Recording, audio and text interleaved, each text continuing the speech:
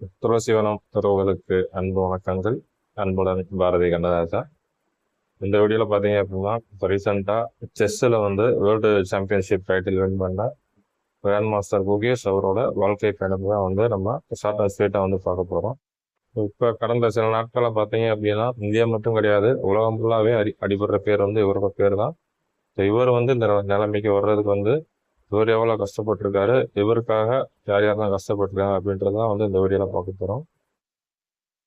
So Gukesh பிறந்தது பார்த்தீங்கன்னா 2006 பிறந்திருக்காரு. இவர் பிறந்து வளர்ந்தது எல்லாமே தமிழ்நாடு தான். சரிங்களா? இவரோட ஃபேமிலியோட பூர்வீகம் வந்து ஆந்திரா. பட் குகேஷை பொறுத்த வரைக்கும் அவர் பிறந்து வளர்ந்தது வந்து தமிழ்நாடு தான். முழுக்க முழுக்க ஒரு சென்னை பையன் தான் இவர். இவர் பார்த்தீங்கன்னா இவரோட 7வது வயசுல வந்து செஸ் வந்து விளையாட ஆரம்பிச்சிருக்காரு.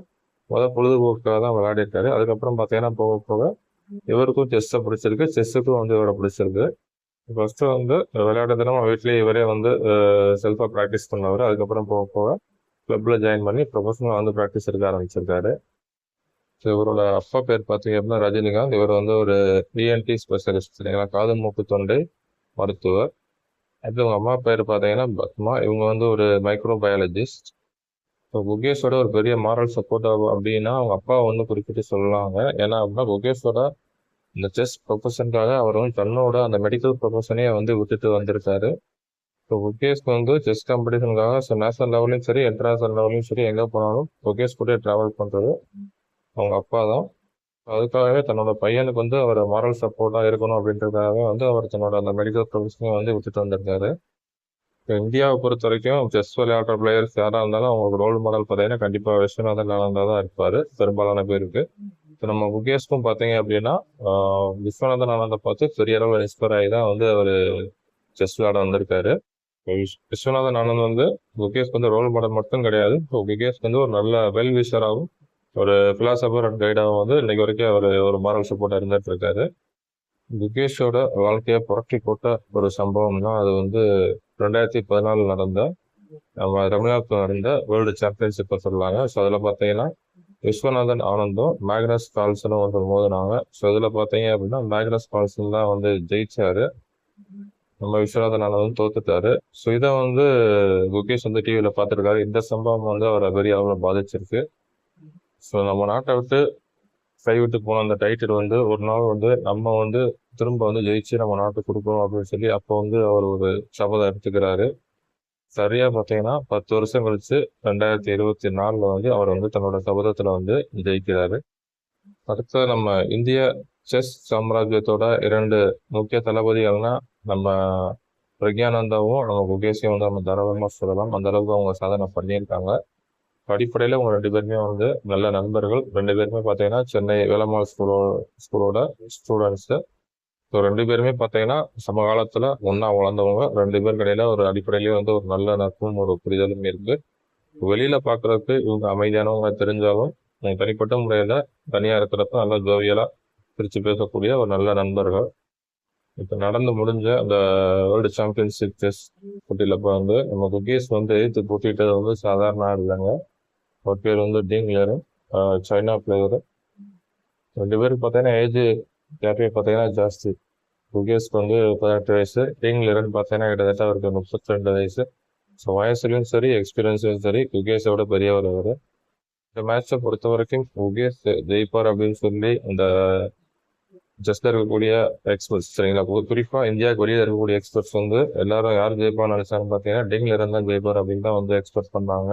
நம்ம முகேஷ் பார்த்தீங்கன்னா அவருடைய அந்த அசாதாரணமான அந்த அவருடைய அந்த பயிற்சியினாலும் விடாமுயற்சினாலும் அதை வந்து உடைச்சிருக்காரு.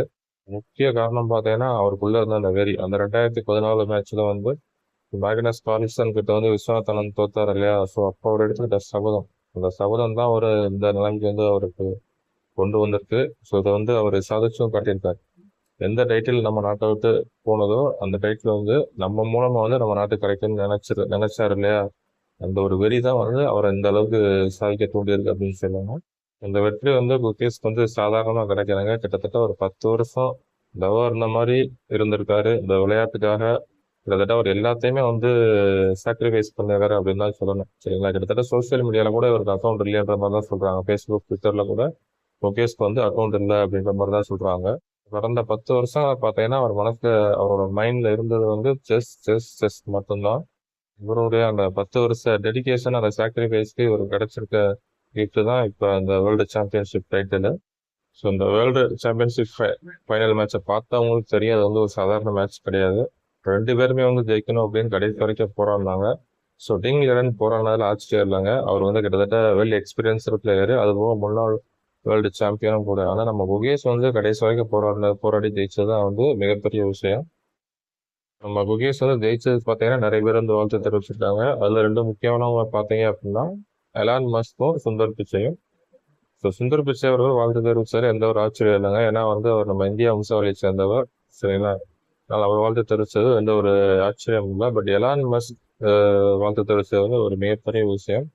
ஸோ பொதுவாக பார்த்தீங்க அப்படின்னா வெளிநாட்டுக்காரங்களை பார்த்து நம்ம வந்து வாய்ப்புகள் வந்து பார்ப்போம்.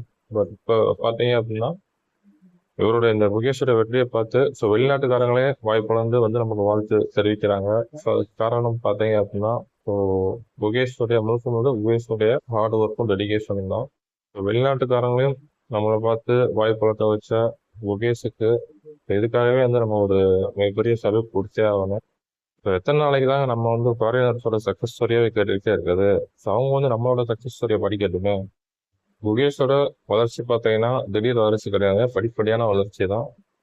ஃபர்ஸ்ட் வந்து ஸ்கூல் லெவலில் ஏசியாவில் ஸ்கூல் லெவல் நடந்த காம்படிஷன்ல வந்து ஜெயிச்சிருக்காரு. ஸோ அதுக்கப்புறம் பார்த்தீங்க அப்படின்னா வேர்ல்டு யூத் செஸ் சாம்பியன்ஷிப் ஜெயிச்சிருக்காரு. அதுக்கப்புறமா கேண்டிடேட்ஸ் டோர்னமெண்ட்டு, அதுக்கப்புறமா செஸ் ஒலிம்பியாடு, இப்போ கடைசியாக பார்த்தீங்கன்னா வேர்ல்டு சாம்பியன்ஷிப். ஸோ அவரோட வளர்ச்சி பார்த்தீங்க அப்படின்னா ஒரு படிப்படியான நிலையான வளர்ச்சி. ஸோ ஒரு ஃபீல்டில் வந்து உங்களுக்கு வந்து டெடிகேஷனும் பேஷனும் இருந்துச்சு அப்படின்னா வந்து கண்டிப்பாக ஒரு நாள் நீங்கள் வந்து அதில் வந்து நம்பர் 1 வருவீங்க அப்படின்றதுக்கு நம்ம குகேஷ் அவருடைய இந்த வாழ்க்கையை வந்து ஒரு சாட்சி. இப்போ செஸ்ஸை பொறுத்த வரைக்கும் பார்த்தீங்கன்னா ஒரு காலத்தில் ரஷ்யன்ஸ் தான் வந்து கொடியேட்டி பறந்துட்டு இருந்தாங்க. இப்போ பார்த்தீங்கன்னா அந்த நிலைமையை வந்து நம்ம இந்தியன்ஸ் வந்து மாற்றிருக்காங்க. ஸோ இப்போ இந்தியாவோட இந்த செஸ்ஸை வந்து இந்த பீரியடை வந்து நம்ம இந்தியன் செஸ்ஸோட கோல்டன் பீரியட் அப்படின்னு வந்து ஆரம்ப சொல்லலாம். So once again thanks to Gukesh for is incredible achievement. So குகேஷோட வாழ்க்கை நம்ம சொல்கிறது ஒன்று தாங்க. ஸோ நீங்கள் வந்து உங்களோட துறையில் நம்பர் 1 இருக்கணுமா, நீங்கள் வந்து உங்கள் ப்ரொஃபஷனுக்கு 100% சின்சியராக இருங்க. உங்கள் ப்ரொஃபஷனல் லவ் பண்ணுங்க. அப்படி இருந்தீங்க அப்படின்னா கண்டிப்பாக நீங்களும் உங்கள் ப்ரொஃபஷனில் ஒரு நாள் நம்பர் 1 வரலாம். இதுதான் குகேஷோட வாழ்க்கை நமக்கு சொல்லக்கூடிய ஒரு முக்கியமான பாடம். So thank you friends. ஸோ இந்த மாதிரியான மோட்டிவேஷனல் ஸ்டோரிஸ் வந்து நீங்கள் நிறைய தெரிஞ்சுக்கணும் அப்படின்னா நம்ம சேனலை மறக்காமல் சப்ஸ்கிரைப் பண்ணுங்கள். மீண்டும் சந்திப்போம். நன்றி, வணக்கம்.